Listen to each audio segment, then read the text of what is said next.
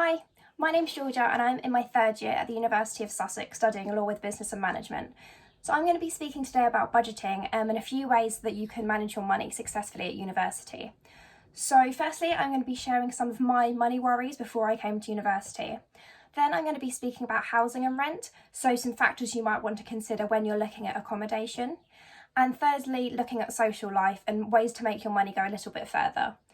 Then going to sum up with my two top tips for budgeting at university. So I really hope you enjoy and you learn a little bit about money management at university.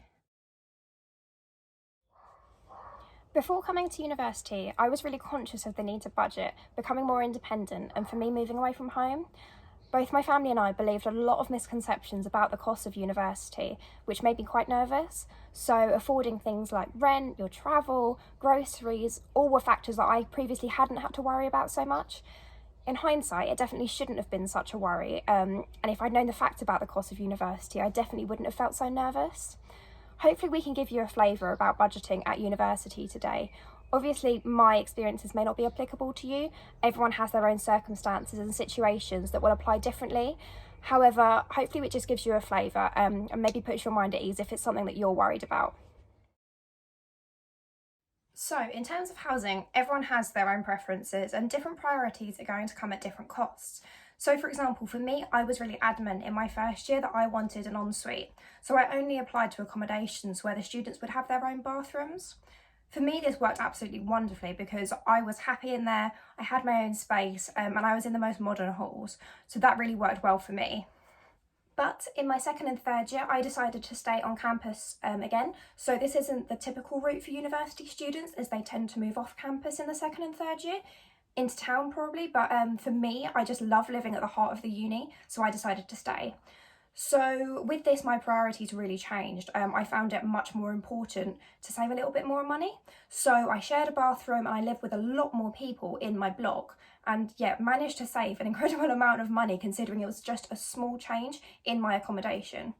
So also living on campus, there's a few other benefits. So your bills are all included in that price you pay for your rent, which was great. It wasn't an extra expense I had to consider. And also you're not having to travel into uni every day. So living only 5 to 10 minutes away walking distance meant you didn't have to buy a bus ticket every day or train fare, which worked really, really great. So everyone really has their own preferences when they come to uni. For example, one of my closest friends decided to live at home for the duration of her uni experience, and she saved so much money because her parents only charged her a little bit of rent, so she had more money to spend on things like her social life. But there was a con to that because she had to travel a little further every day to get into uni. So pros and cons sort of balanced out. And really, they're going to balance differently for everyone. So it's definitely worth considering how much you would be willing to spend on your accommodation and what your priority is, especially in that first year. Living on campus really supports your social life at uni because there's just so many people around. But this is definitely not the only way to make the most of the social aspect of university.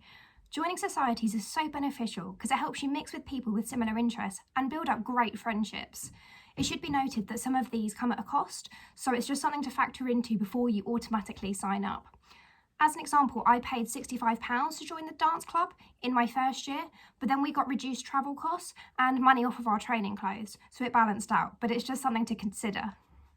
A lot of clubs, societies and academic schools also run loads of free events for their students. So this could be like dog walking, quizzes, board games, loads of things. So there's so many ways to have a great social life without it costing a fortune. But socialising should definitely be something that you factor into your weekly budget. Personally, I used to really love going out for brunch or coffee with my friends, so I did this really regularly because I just loved it. But then I probably save money elsewhere compared to other students. So for example, with my grocery shops, I was quite meticulous in planning each shop to make sure I got the best deals. So it's figuring out whatever works for you and how best to save and spend your money. So to finish off, I'm going to leave you with my two top tips for budgeting at university. My first one I think I alluded to when talking about social life, but that's to just plan ahead. So if you know you have, for example, a friend's birthday or an event coming up in the week that will cost a little bit more than normal, just plan for it and think if there's anywhere that you could save money elsewhere in the week. For example, I know that I really like cooking in the evenings, but sometimes it's really just nice to treat yourself and get a takeaway. So if I wanted to do that one week, I'd think where I could save money elsewhere earlier in the week, for example. I would really recommend looking in to see if you can get a part-time job while you're at uni. The uni's career service is great for helping you find a job on campus or in Brighton, but they could also help you if you were looking into getting a part-time job while at home, or for example like being an online tutor at the moment. So definitely have a look into it. It's a great way to just top up your money alongside your studies and really support you and help you with your budgeting.